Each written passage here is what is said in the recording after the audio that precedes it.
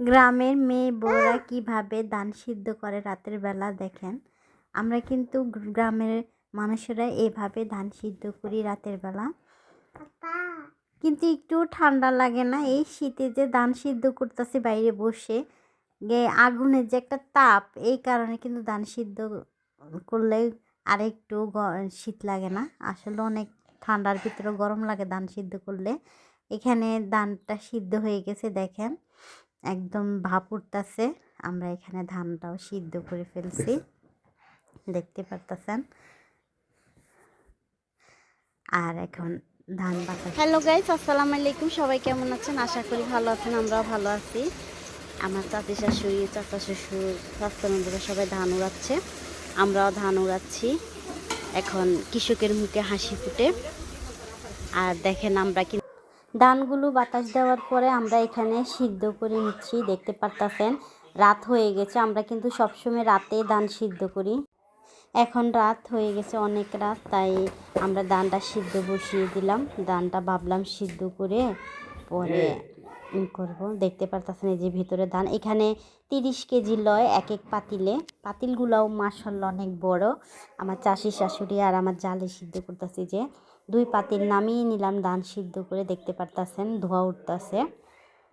আমরা কিন্তু এভাবে ধান সিদ্ধ করি, রাতে বাতাস দেওয়ার পরে ধানটা সিদ্ধ করে নিলাম।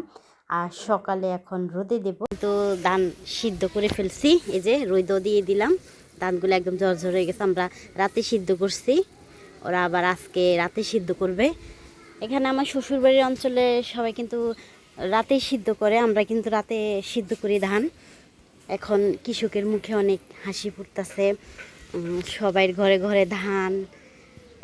আর পিঠার যে একটা শীতের পিঠার একটা মোমো ঘ্রাণে একদম এলাকা ভরে যাচ্ছে।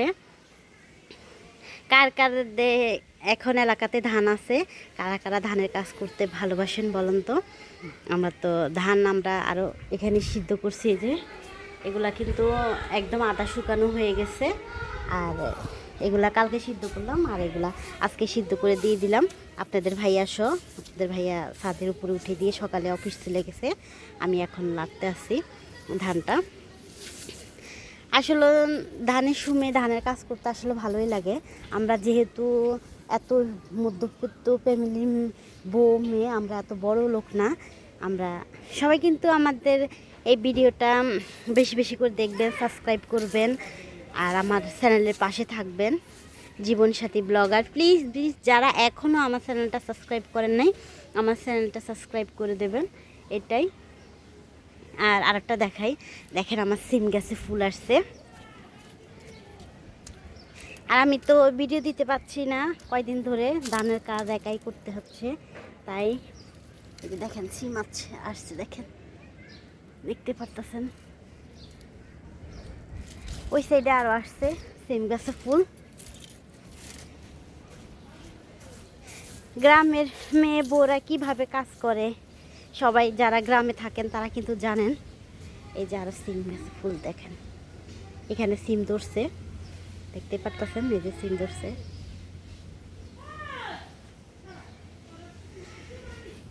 আর চারপাশটা এত সুন্দর, একদম লুমিনীয়।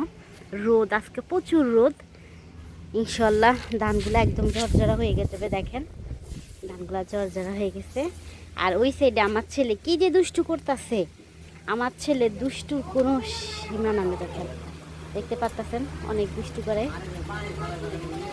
দাদা দাদা, এখানে ভিডিওটা শেষ করলাম। আল্লাহ হাফেজ, আবার দেখা হবে নেক্সট ভিডিওতে। আল্লাহ হাফেজ।